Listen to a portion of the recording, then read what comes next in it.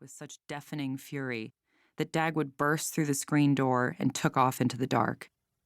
I ran after him, screaming, soaking, covering my head from the pelting ice, but he ran faster than me, even with his bad leg. It was just past 11 p.m. when he tripped the porch light of a neighbor half a mile up the road. They called, shouting furiously into my voicemail about my dog waking them up. But I was busy driving up and down the flooding dirt road, calling his name from the window, trying to catch a glimpse of him in the purple flashes of lightning. A short while later, when I found him, I wanted to call back and explain that he was just scared. But any person who doesn't open a door for a dog in a hailstorm is not the kind of person who would care. It didn't help that I'd never bothered to meet any of the neighbors, of course. Firstly, because their houses were far enough from my trailer that I couldn't see them in any direction. But mostly because I didn't move up there to have neighbors. And most of the time, I didn't. There were 20 lots on the mesa, each anywhere from 8 to 22 acres. Some hadn't been developed at all, while others had ornate adobe homes or wooden cabins that looked like they would be better suited in Jackson Hole. Most of them sat empty for 10 months a year. Vacation homes for folks whose real addresses were listed in California or Park City or New York. But in between the vacant mansions, there were a few folks up there on the mesa year-round. And for increasingly obvious reasons, they didn't like me. And that was okay. I didn't like them either. By the time I wound up out there, I didn't like anybody. In October, the mildest weather window in the desert, some of the lot owners came into town for the annual 72 hours they'd spend in their desert homes.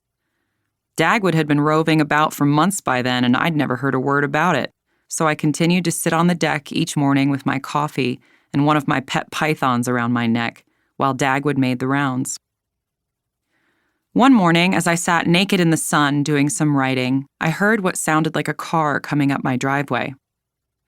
All 4 dogs took off in a cloud of dust, barking mad. I nearly fell out of my chair, rushing back inside to grab a robe. By the time I emerged, the dogs were still barking wildly, but had, nonetheless, escorted a red SUV right up to the trailer. I stood on the porch beside the shattered remnants of the coffee mug I'd kicked over in the frenzy. The car was so shiny, too shiny. The starkness of it against the grainy desert landscape was jarring, as if a blood-red knife had slashed through a painting, an ink stain on a love letter. An older gentleman's face appeared behind the descending driver's side window. I took only one step closer down onto the dirt, arms crossed, and leaned my body ever so slightly to the right, as if peering around some imaginary tree. He wasn't smiling. "Your dog was over at my place, this yellow one here." He pointed straight down at Dagwood, who stood beneath him, beaming, as if to say, "It's true, I was." "Oh," I said flatly. "What was he doing?" The moment the question came out, I realized how blasé it sounded. It would probably have been best to start with one of those neighborly apologies, but he did crack a brief smile. "Just passing through, I guess." He motioned downward at Dagwood, who was strolling back toward his favorite juniper. I watched the man's eyes as he scanned his surroundings from the safety of his car. The 1986 trailer with the rusty propane tanks. Dog toys scattered throughout the dirt like bodies on a post-war battlefield. The bag of garbage I was taking to town that day slumped against a bush. My big orange van named Bertha, immobilized and dripping transmission fluid into a catchpan, while snakeweed grew up around her 35-inch tires. A chainsaw resting atop a large, dead potted plant, and a sea of panting dog faces beneath his car window. He looked disgusted. I stared down at my bare feet in the dirt. "I'm Mike," he offered. "Bree," I said back, holding up one hand as if we were taking attendance.